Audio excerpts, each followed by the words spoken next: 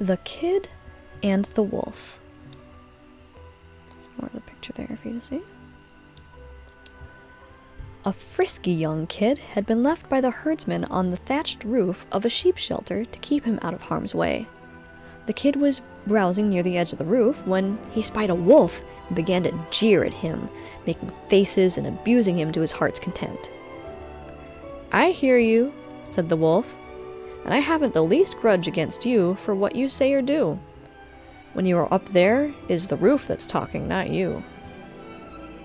And the moral of the story is, do not say anything at any time that you would not say at all times.